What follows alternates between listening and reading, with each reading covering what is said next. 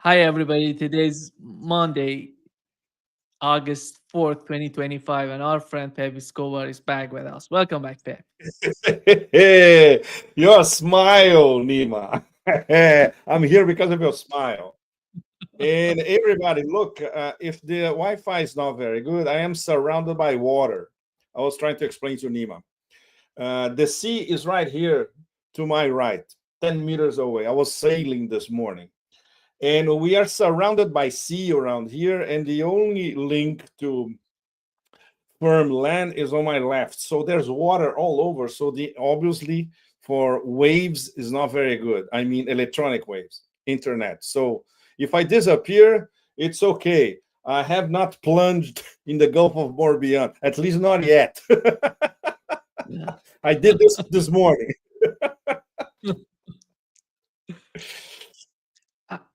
I want to start, Pepe, with what has happened between Russia and the United States in terms of nuclear submarines that the Oh United my God. States has decided to send to close to Russia. And Donald Trump is talking about it's a response to Medvedev, what Medvedev said.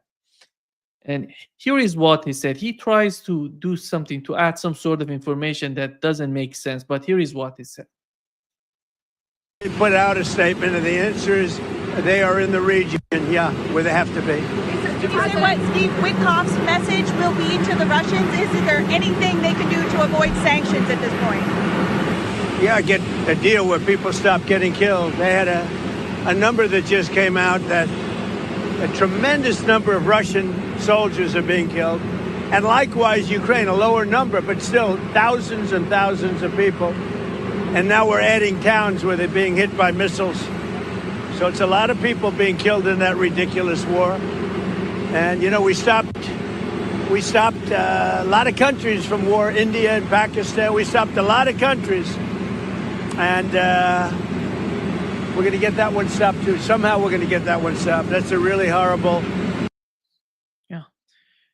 He's talking about the casualties on the part of Ukrainians and Russians, but the number he's putting out is somehow outrageous. They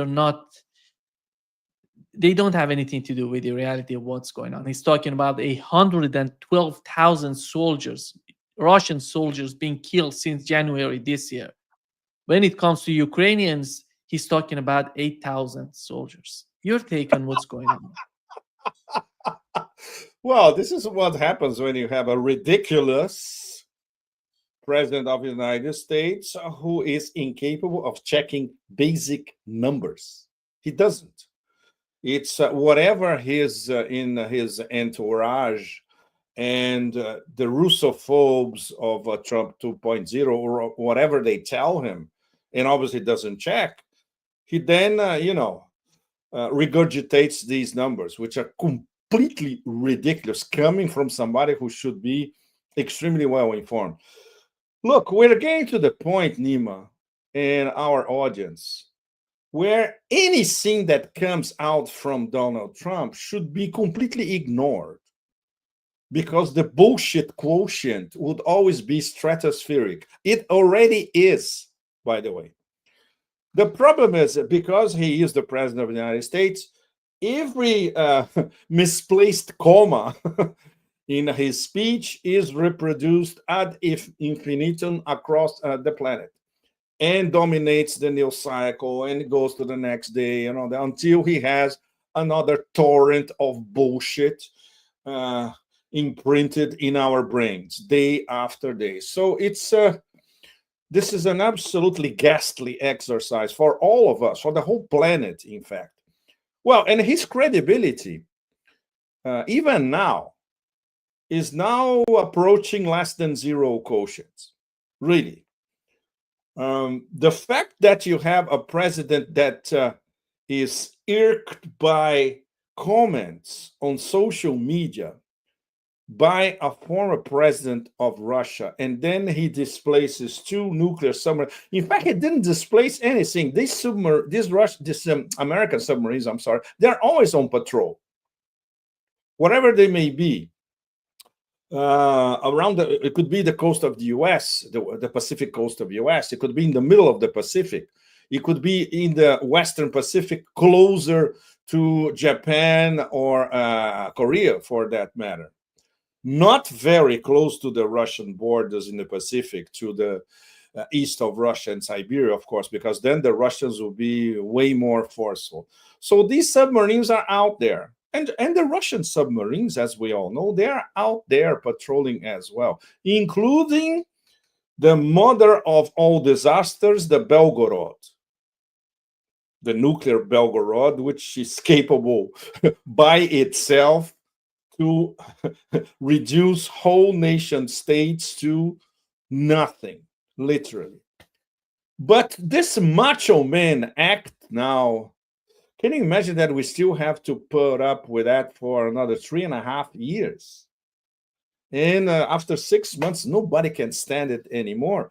So in terms of displacing the conversation from serious issues and becoming a reiteration of macho man proclamation after macho man proclamation, it works because people forget about discussing serious issues like the reasons for the war in Ukraine, for that matter, initiated by the empire, his government, even before his government and during his first term, conducted by his first term as well, to discuss, spats on social media. It's absolutely pathetic. And at the same time, it's a reflection of our times, right, Nima?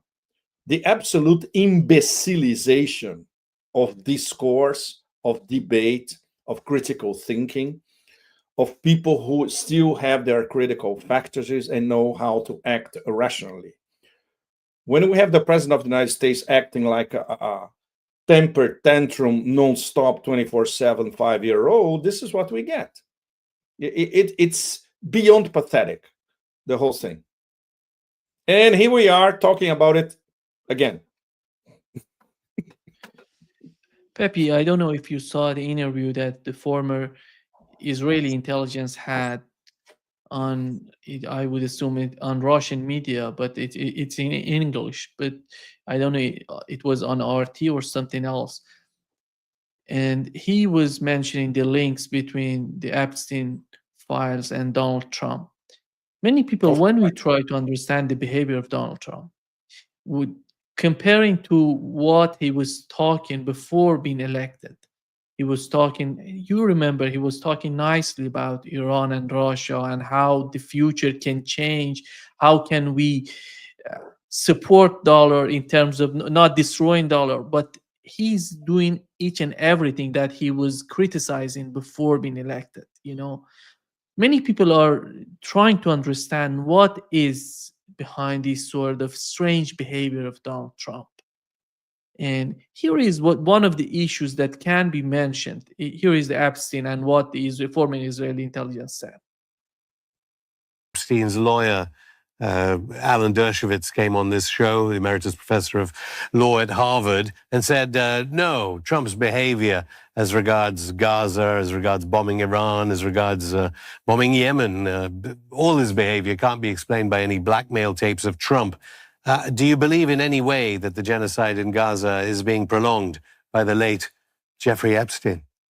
I certainly believe that the Israelis are making sure that the Americans do not stop them from the killing in Gaza.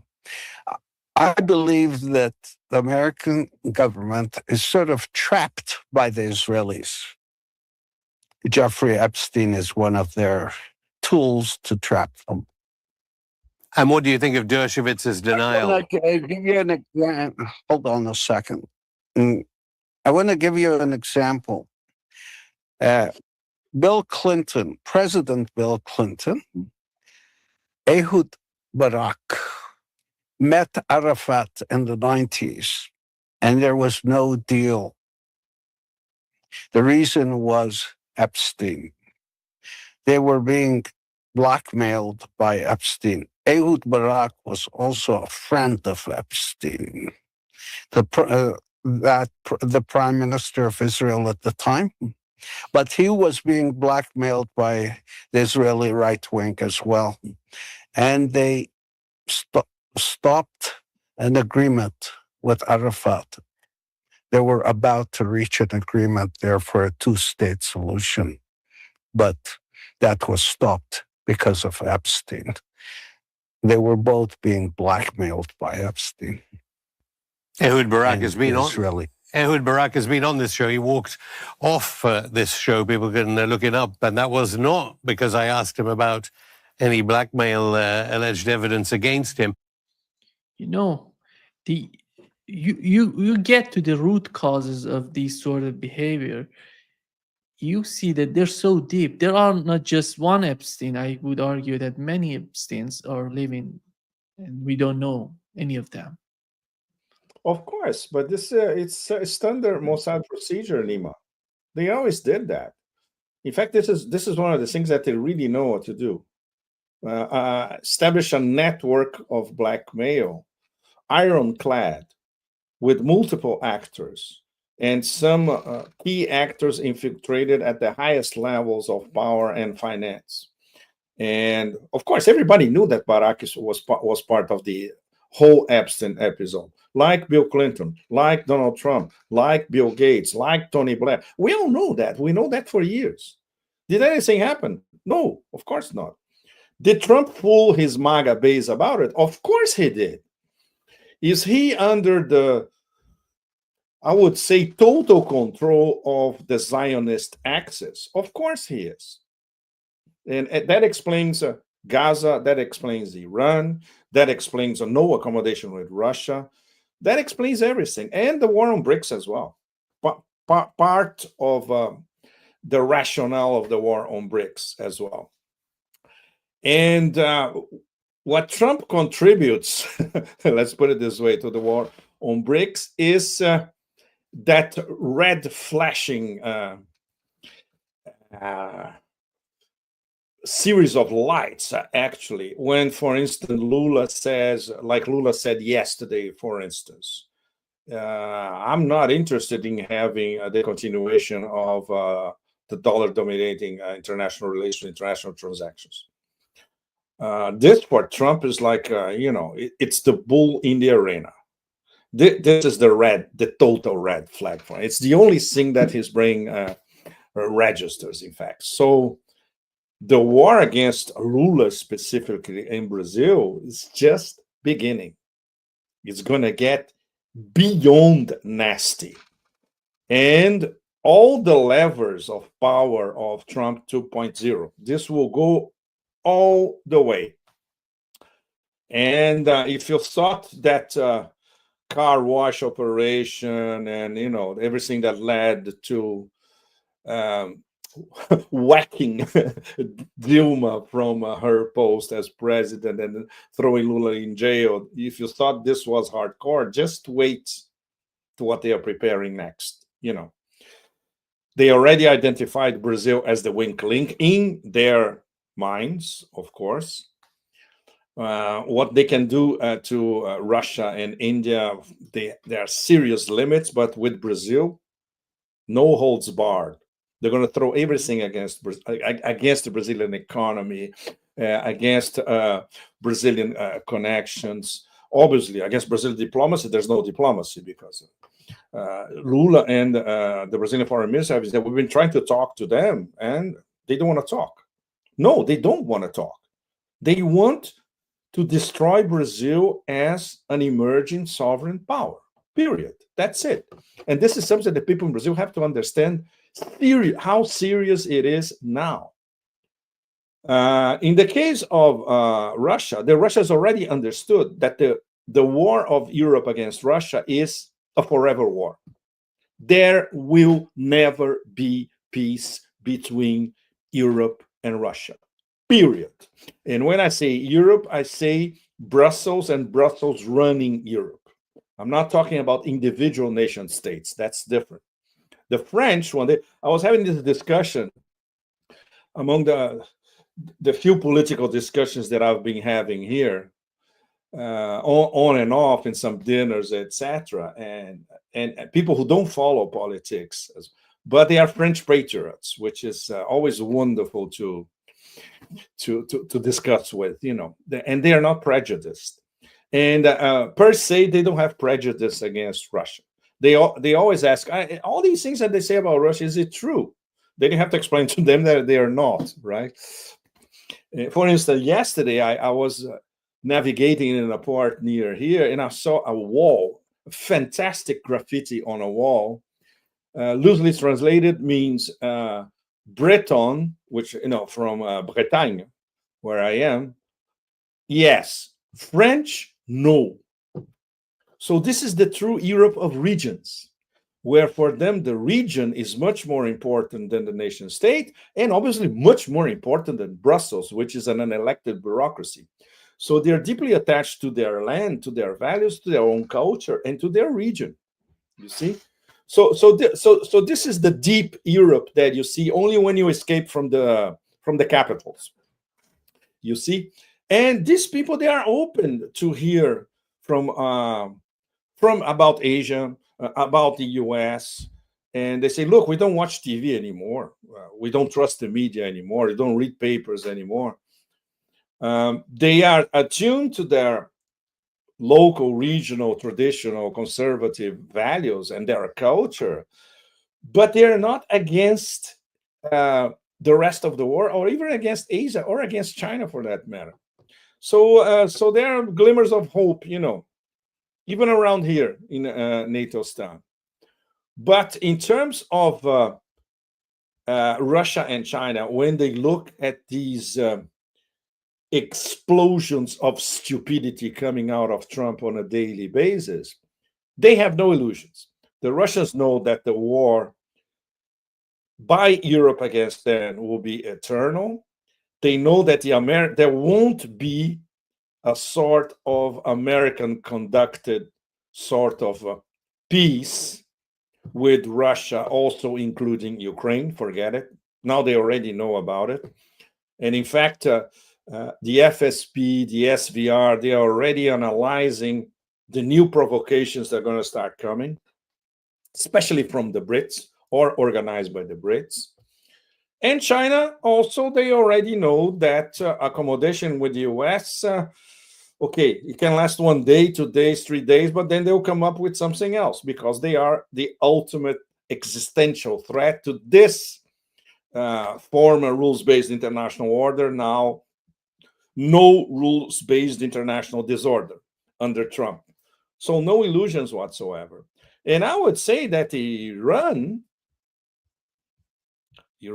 apparently, they are finally waking up to the fact that there is no possible accommodation with these people, that there will be another attack against Iran sooner or later by the Zionist axis, by Israel and the US. Probably no, most certainly a conjunction of both. So the Iranians are preparing themselves for it.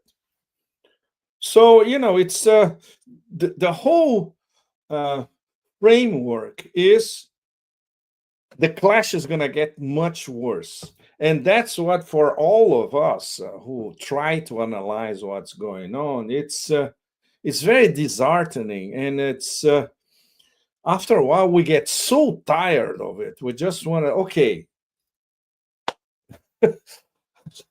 let's disappear in another galaxy, because whatever we do is not going to change anything. And it's going down by the day. This the fact that Trump now is even more frustrated because he has not been able to clinch any sort of deal or something that he could sell to his domestic public opinion like a deal. So he's bragging about stuff he doesn't even know about. He's bragging that India-Pakistan was his deal. Bullshit, it was not. He was bragging that Thailand-Cambodia was his deal. Bullshit, it was not. And of course, when he finds an iron wall of sovereignty, which is the case of Russia, China, And even Lula now is picking up the mantle of defending Brazil's sovereignty. He throws a tantrum like a 5-year-old.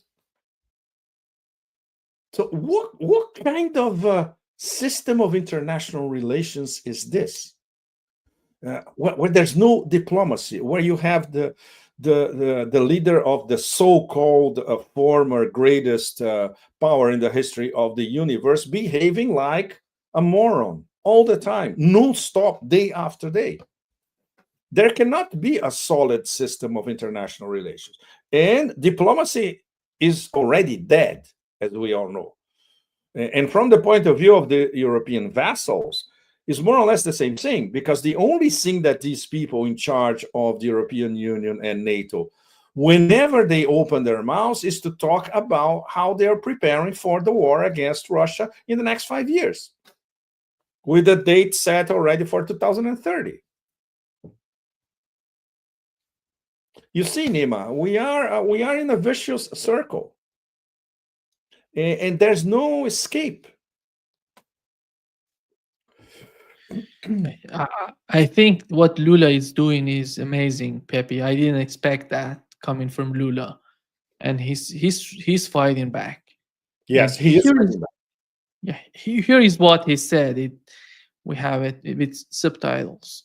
Yes. Obviamente que eu não vou deixar de compreender a importância da relação diplomática com os Estados Unidos, que já dura 201 anos. Eu não vou esquecer que eles também já deram o golpe aqui, ajudaram a dar o golpe. Mas o que eu quero saber é daqui para frente o que é que eu faço. E daqui para frente eles têm que saber que nós temos o que negociar. Nós temos tamanho, nós temos postura, nós temos interesses econômicos e interesses políticos para negociar. Eu não vou abrir mão de achar que a gente precisa procurar construir uma moeda alternativa para que a gente possa negociar com os outros países. Eu não preciso ficar subordinado ao dólar. I'm so happy that he's talking about that they have tried to stage a coup here in Brazil. Well, this is the first time an yes. official here in Brazil is talking about it. This was immensely important, not only for Brazilians of all stripes, but for the international audience, because a lot of young people are going to start doing their searches. Well, what was the story of the coup? When it happened? For them, 2016 is a long time ago, you see. Many of them were very, very young at the time, or kids. But this will, we're going to have the new generations delving into the car wash operation, the coup against Dilma, what happened afterwards, why did they put Lula in jail. This is very, very important. But you see, Nima, how he started this particular, it's probably the key part of his speech yesterday. He started talking about diplomacy. The first thing he said was, we prize diplomacy and we want diplomacy. At the same time, we cannot forget who we are talking to. And then he backtracks to the coup. Very, very important, which, by the way, was organized by the Democrats, not the Republicans. And then he goes to the mega, mega, mega red flag, which, if I was his speechwriter, I would have phrased it differently. Because what the BRICS are doing, and this is something that Ryabkov, the number 2 of the Russian Foreign Ministry, among others, has been saying practically every week, is our Peskov, when he talks about it on behalf of Putin, all the major Russian officials and the Chinese as well, when they talk about it, they always emphasize BRICS priority is to have trade in our national currencies. This is the number 1 priority for all of us. If you mention de-dollarization like Lula did in his speech, that's, well, it's redder than red when it comes to how Trump is going to absorb this. So this will be a reason enough. Only the speech is reason enough for Trump to go completely batshit crazy from now on. Because he can even play this tape and say, you see, You have the president of Brazil saying he's going to de-dollarize. I cannot allow that. And I'm going after them. And that's the case. So this is there are, I would say there are three vectors that are one is as important as the other two in this speech. In this very small, less than a minute, nah? The power of diplomacy and the power of sovereignty, emphasized by Lula.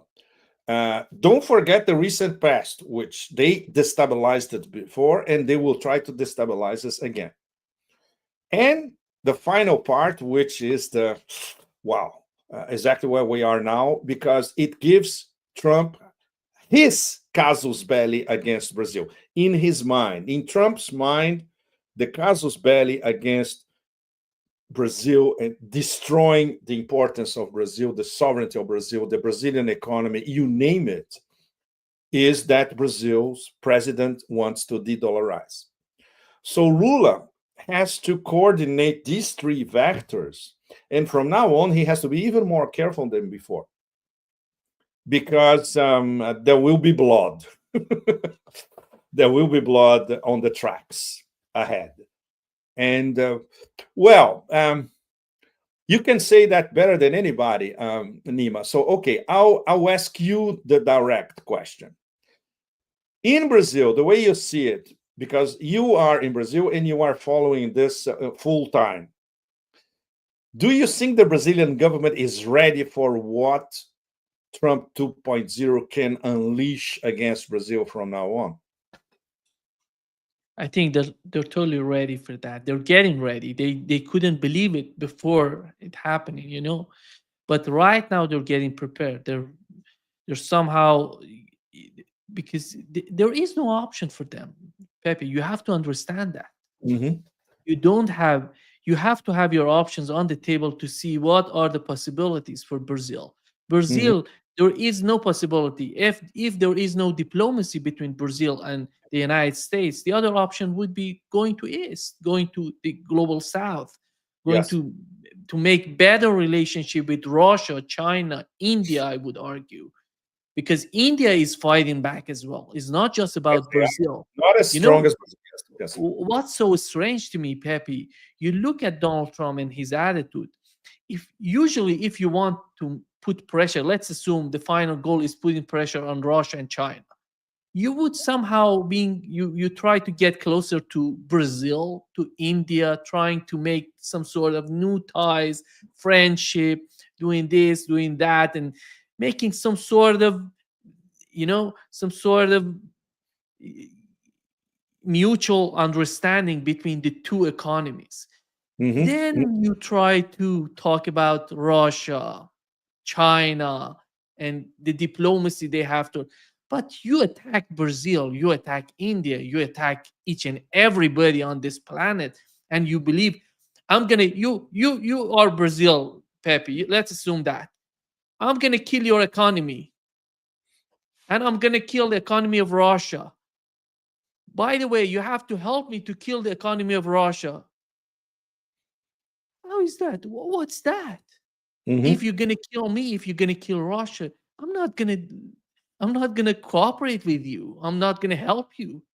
You are the enemy. Russia is not my enemy. Right. This is what's going on in the mind of many people, in my opinion. I'm not talking about Europeans, because the European policy doesn't make sense to anybody.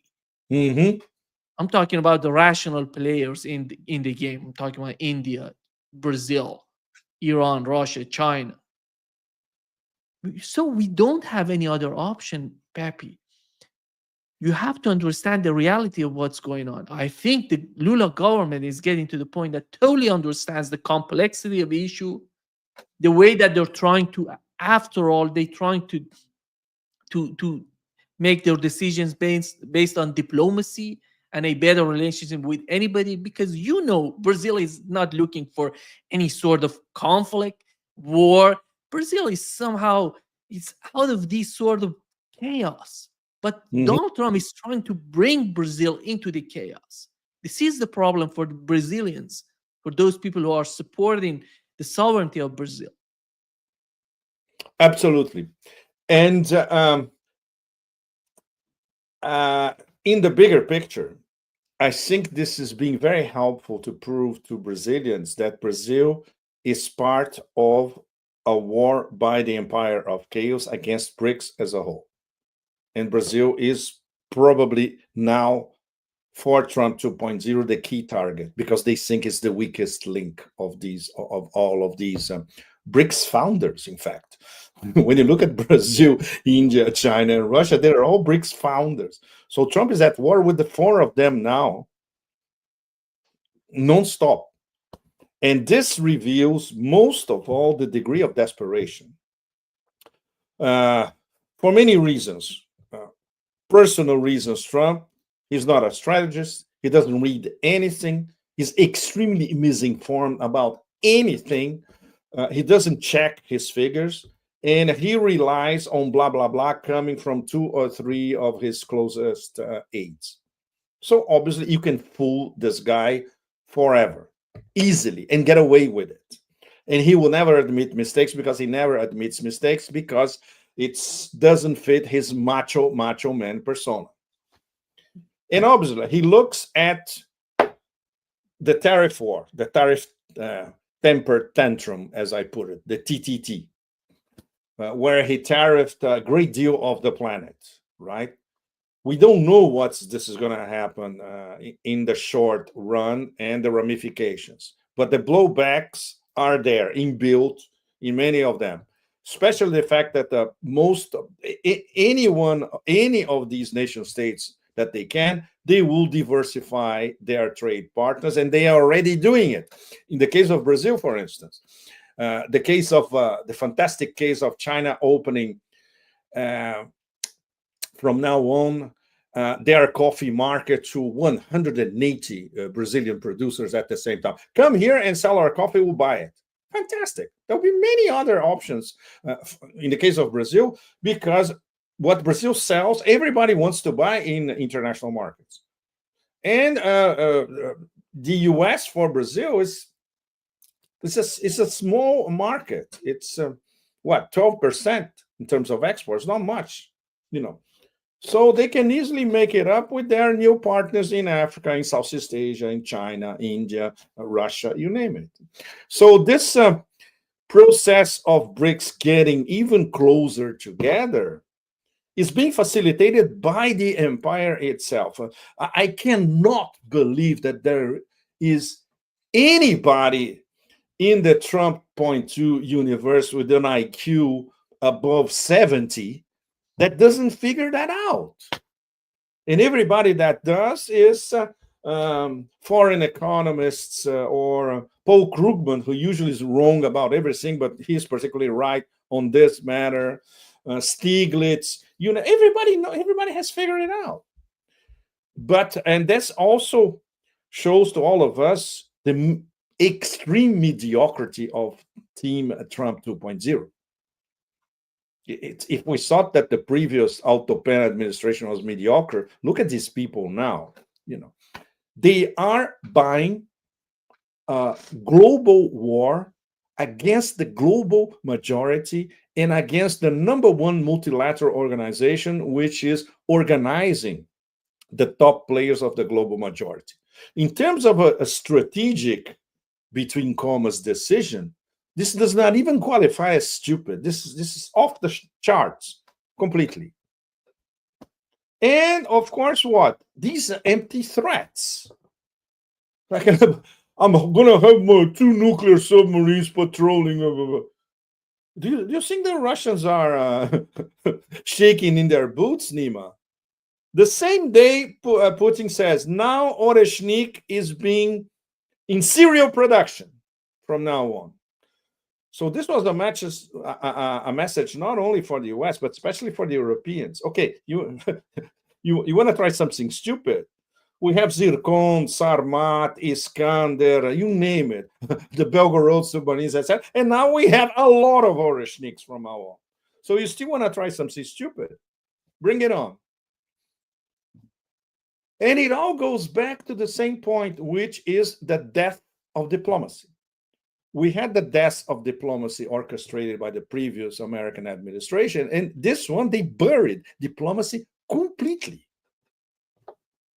There's not a, and this is something that the Russians, they tried until the last minute. Okay, let's talk with them. Those meetings with Witkoff visiting Moscow, several rounds, but they would never, they didn't even start to discuss the core issues of the US-Russia relationship. And even before that happened, Trump had what else? 5-year-old temper tantrum again. And what Medvedev said, and Medvedev was not angry or aggressive. He just reminded the US, look, if you want to start talking about nuclear, we have our own nuclear doctrine and our own mechanisms in place, and you're not going to like it if it comes to that, And his reference to the dead hand, that was very, very precise. If there is an attack, a nuclear attack out of the blue by the US, by United States of America, literally. And this is what Medvedev was trying to explain to Trump. Obviously doesn't know how it works, Nima. He has no clue. And there's nobody to go there to the Oval Office and say, Mr. President, 5 minutes of your attention, please. Let me explain to you how does the mechanism of a nuclear attack works? How does a first strike, if we launch a first strike, how the Russians are going to respond? There's nobody to do this. And that makes it even more dangerous. We know that when Donald Trump has decided, he was talking about nuclear submarines in Ukraine, they were so happy. Yermak was, the reaction coming from Ukraine was so positive. Yes. So we had the same in Europe. Do they, in your opinion, you are in Europe, you travel a lot across Europe. Do you feel that they really understand the gravity of what's going on? If anything, Larry, I talked with Larry Johnson moments ago.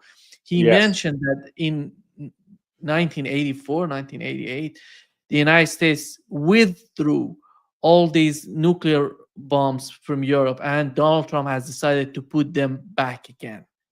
They're going to be used by F-35, and they can hit Russia. What is the necessity of doing this if you're not planning for something? Exactly. I would say the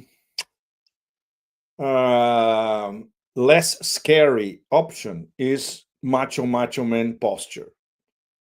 But we cannot trust that that's only the case. There's nothing else beyond that. From the point of view of the industrial military complex, no, that's not the full story. They think that this is a way of pressuring Russia or intimidating Russia, as if Russia would be intimidated by anything the Americans throw against them. Once again, why? Because these people, they still live in what our Chinese friends call Cold War mentality. Absolutely correct. And when we have this retired generals or older generals, be they American or Brits, when they go on record talking about we are intimidating Russia, we have to put pressure over Russia, it's beyond a joke. So, but it's dangerous. Once again, it's dangerous because they believe in their own propaganda. The Russians and the Chinese, they don't believe in their own propaganda. They believe in facts. They believe in what they have factually in terms of deterrence forces, in terms of their nuclear arsenal, in terms of their hypersonic arsenal. They believe in reality indexes. The Americans, they believe in propaganda. It's a completely different mindset. And of course, this aura of exceptionalism, invulnerability, the greatest army in the history of humanity, all that crap that they regurgitate to themselves all the time. And it's the raison d'être, to be to use French. It's the lifeline of the industrial military complex. And once again, that's the reason we come back to the beginning of our conversation, why there cannot be some sort of peaceful arrangement in terms of spheres of influence and indivisibility of security between the US and Russia. They will never, the industrial military complex, the whole system will never accept it. And Trump now is a hostage of these people, of these silos in different parts of the complex. Let's say CEOs of Raytheon, Lockheed Martin, etc., think tanks, retired generals, active operatives in the CIA. Trump is a hostage of these people, and they control the narrative in the media as well. And they control what most of what goes out on Fox News, which is the only thing that Trump actually watches. So it's very, very dangerous, because it's a vicious circle once again. And compared to the power of this system, a mere president of the United States is just a speck of sand. You know, it doesn't count for much. And now he's even being derided by Republicans. Not only MAGA, extra MAGA, sub MAGA, crypto MAGA, Democrats. No, but even Republicans are saying, oh my God, this guy has lost his marbles. Very dangerous. The whole situation is extremely dangerous, because any way we look at it, we cannot see a rational exit or an off-ramp which would lead via diplomacy to at least, the players sitting on the same table and start talking in rational terms. For instance, if there ever was, it won't happen, a Yalta 2.0 in Beijing on September 3rd. Putin will be there, Xi Jinping will be the host. Trump could go. Trump could be invited by the Chinese, for instance. And then we'll have all of them sitting, the possibility of the three of them sitting on the same table. It's not going to happen. Another possibility will be at APEC summit, which is going to be, I think, end of October, if I'm not mistaken. Asia Pacific Economic Cooperation. The three of them could be in the same room again. Trump, the problem is he's not ready, Nima, for a Yalta 2.0. Because a Yalta 2.0 would be redefining the system of international relations. Trump doesn't want to redefine anything. He wants to win his way. This means the other two will have to necessarily lose. China and Russia will never accept that. They are the leaders of this process of establishing a new system of international relations, geopolitical and geoeconomic. You cannot explain that to Trump. First of all, because he will never understand. Second, he will never accept it. So you have to, assuming you have a face-to-face, Russia and China will have to try to explain to Trump, look, let's discuss the situation now, geopolitically, geoeconomically, all over the world. It's very unstable. Let's try to normalize this, and you have to do your part as well. We count on you to also help us to normalize all these hotspots everywhere, etc. Do you think he will understand that, Nima? Obviously not. So it's a dead end. Yeah. I think many of our audience believe that the Biden administration was the worst administration, but Donald Trump is getting to a level that I would say that the Biden administration couldn't achieve it. It's the worst of the worst, the Trump administration. You look at Russia asking Lavrov, what do you want in Ukraine? They know what do they want. What are they seeking for? Who knows? Lavrov knows. Yes. Look at Washington.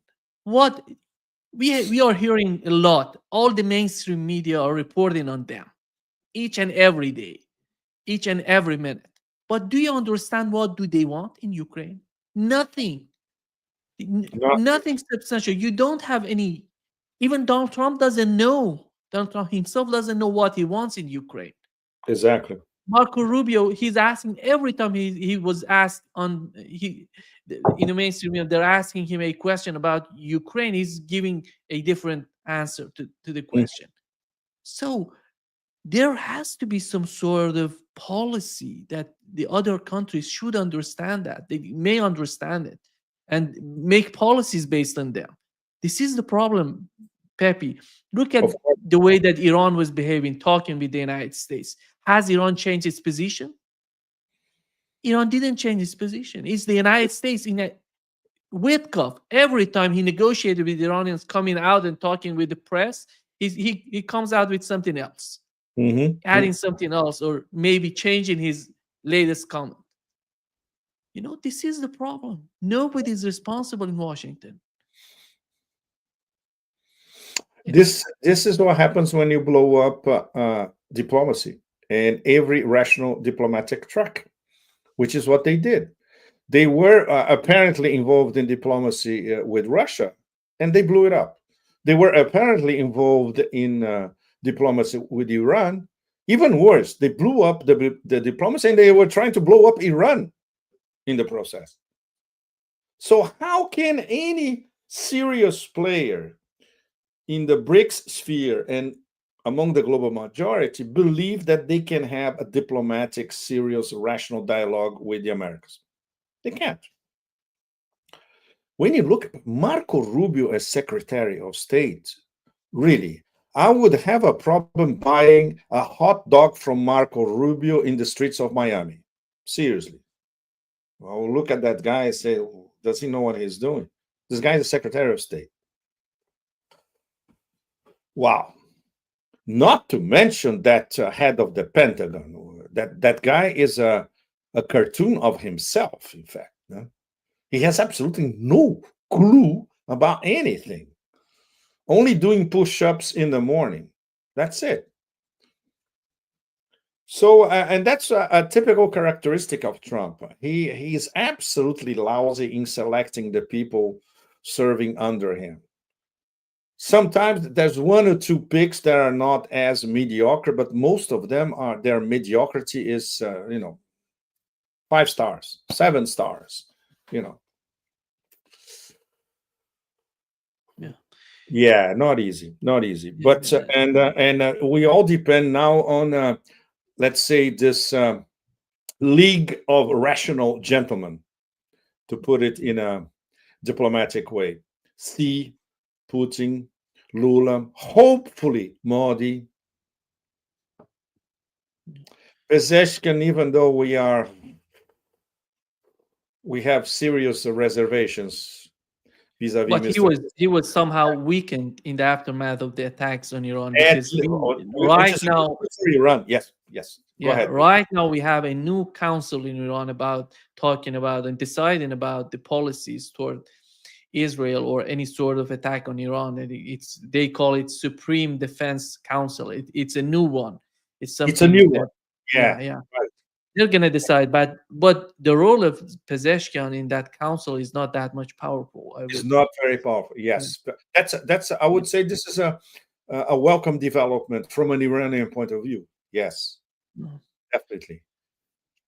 But we depend on this League of Gentlemen to. Otherwise, this thing will go off the rails in the next few months, very, very quickly. Especially, Nima, considering that. The Russians are seeing a window of opportunity to go for the kill in Ukraine in the next few months. And they will take it. They will take it. Even though the level of terror attacks against Russia in the next few months can increase to unbearable proportions. And then we don't know how the bear is going to lash out. I'm very worried about Crimea and the Black Sea. Very, very worried. They are ready to come up with something really big in the Black Sea.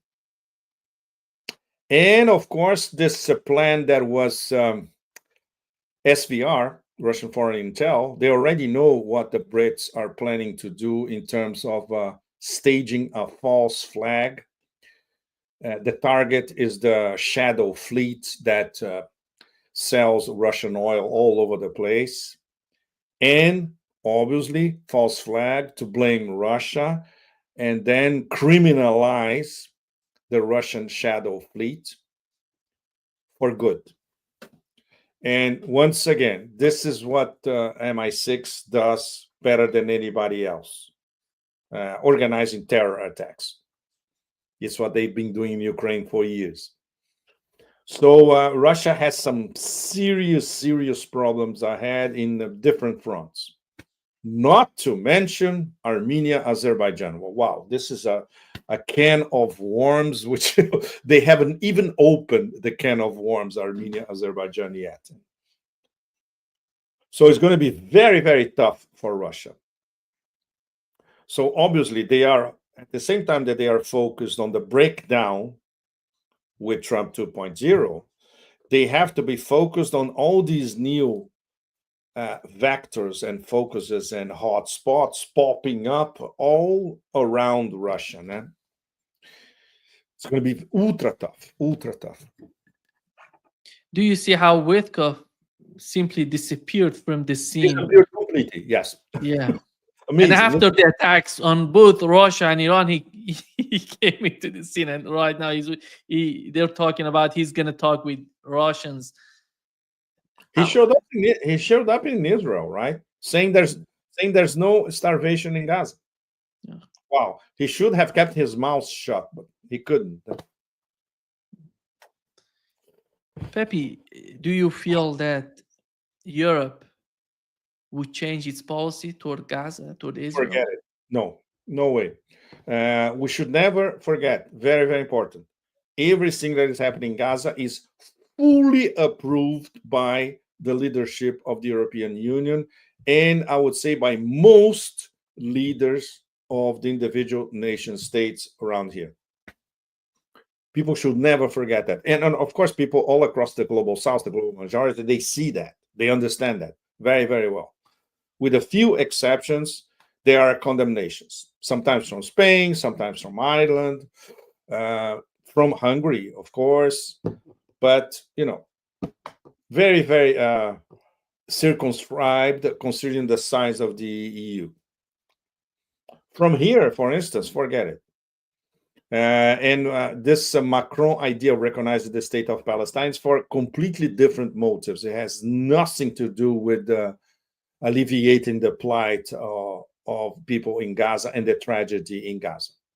It's he has his own political ideas whispered by his handlers, and we still need to get deeper into it, what he really wants with recognizing Palestine. He said that this would happen next month. So the game is different. It's a different game, and we need some time to really get into it.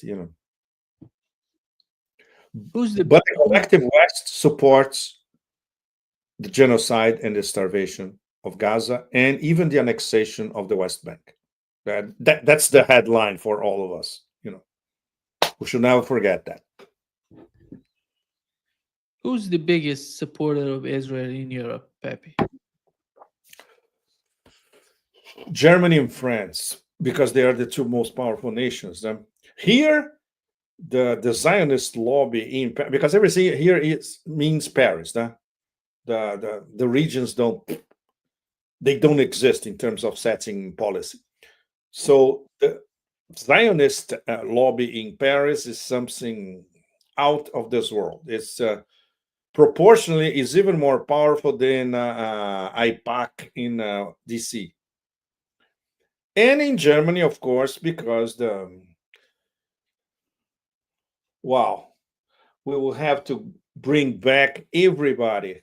Kant, Nietzsche, Schopenhauer, Hegel. Okay, guys, sit on the table and restart.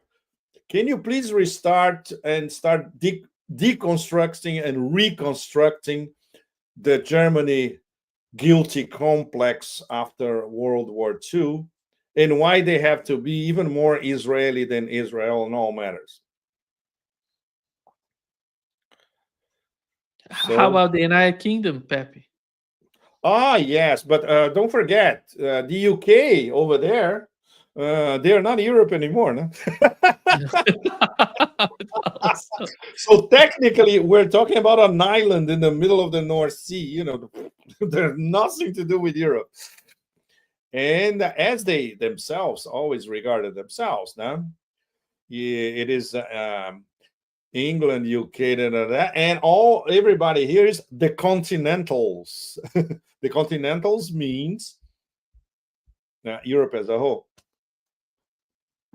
Of course, tell me about it.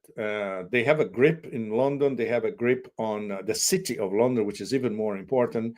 They have a grip on mainstream, all the whole mainstream media, which basically concentrated in London. Of course, no question.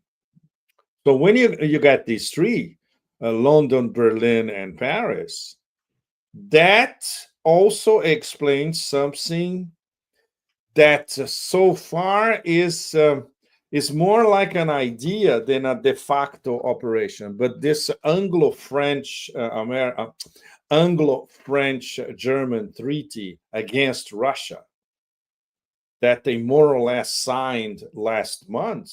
Okay, let's see where this is going.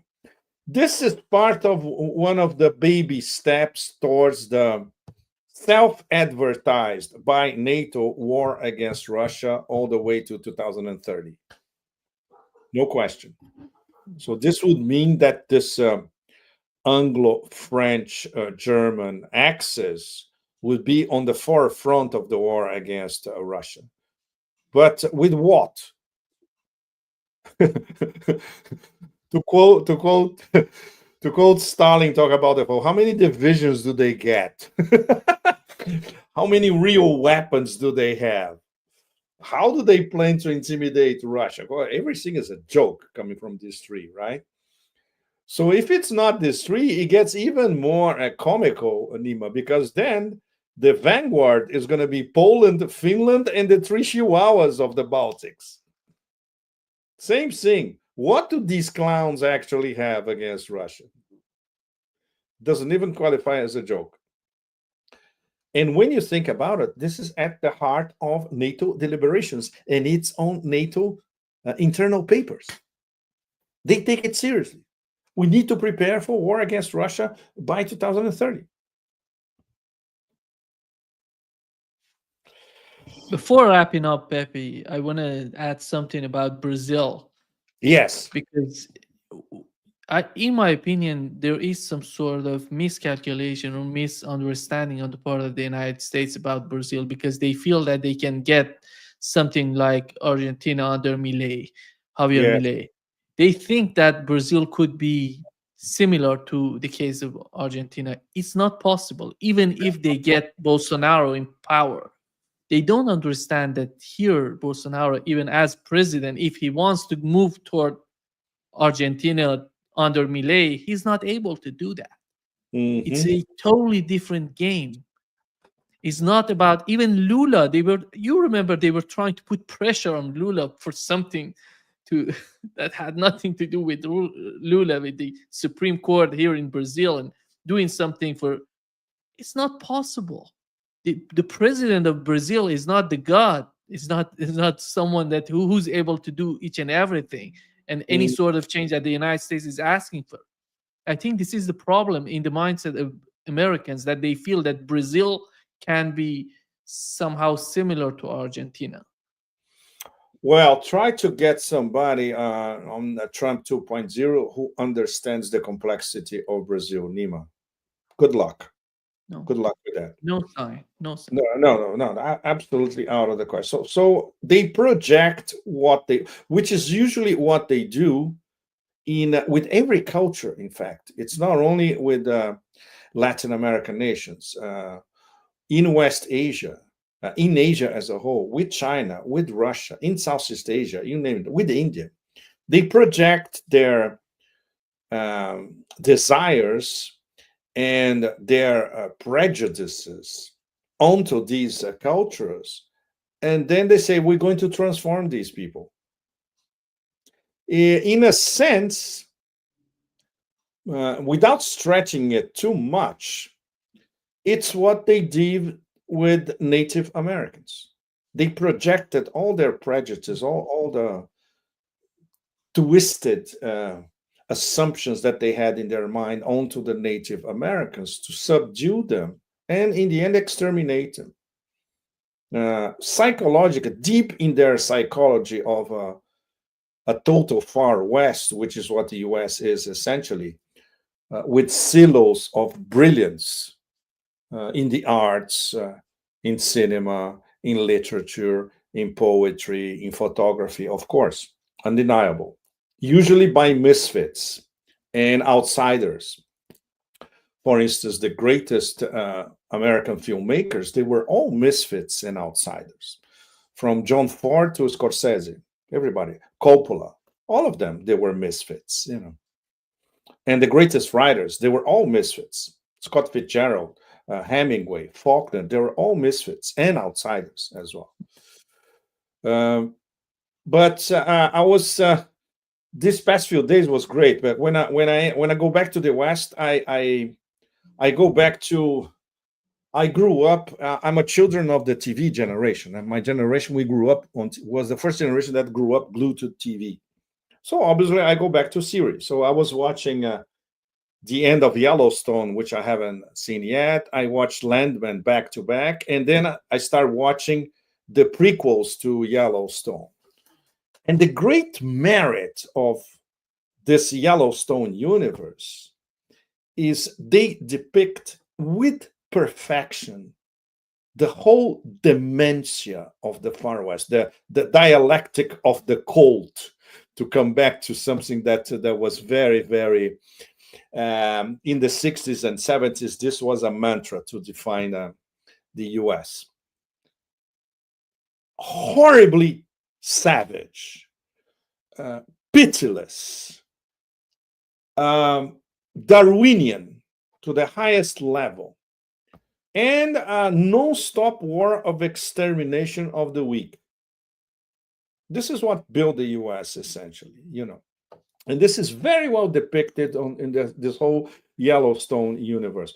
When the series that is called 1883, when they depict when the patriarch of the Dutton clan, he left the South after the War of Secession, which he was a Southern. He lost, and he decided to immigrate to the West.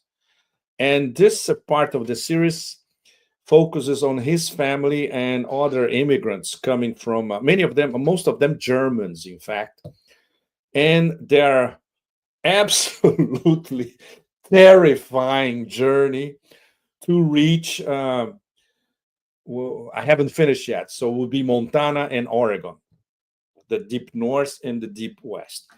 And in terms of a documentary, Nima and our audience, is documenting the folly of the whole thing. And of course, their treatment of Native Americans and the inbuilt folly of this conquest of the West is excellent. It's as good as a Sergio Leone Western, for that matter, or even a John Ford Western, you know. And this is inbuilt in the American mentality.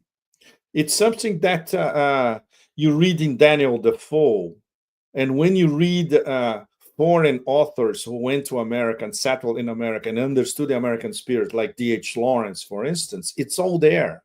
You know, this inner folly, this absolute dementia of exterminating the native population and building the so-called American dream on the ashes of civilizations that were exterminated along the way. This hasn't changed much. They still have this settler mentality when dealing with the rest of the world. It's our way or the highway. And if you don't do what I say, I'll go there and kill you, tariff you, you know, you name it. It's still the same thing. Still the same thing. So there's a case to be made that Donald Trump is just another glorified settler of the 19th century. Could be. It's an essay to be written. He's going to be even worse. I don't see anything good coming out of this administration. So far, nothing good came out. You bet. Let's see what would happen. Thank you so much, Pepe. My Great pleasure. pleasure, as always. Always a pleasure. Grande And- prazer. Grande prazer. E o mar aqui do lado, a 10 metros, te saúda. Deixa eu ver se dá para mostrar daqui. Ah, será que dá para vocês verem daqui? Por causa da luz. A luz, A luz não deixa. Não, a luz não deixa. Porque, Não. dá Tá para vocês verem. dá para ver um pouco. Vocês verem um azulzinho lá no fundo. Dá para ver um pouco. Pois é, o mar tá aqui atrás. É legal, é legal. Obrigado. Tá Thank you so divertido much, aí. everybody. And let's keep fighting. The only thing we can do is to keep fighting against all this absurdity and all the Exactly. horrors. This is the only way to live. We have to The fight. only way We to have live. You bet. to find fairness. Thank you so much. Tchau, querido. Grande Até a prazer. próxima. Bye, bye. Tchau, tchau. Beijo. Tchau, tchau.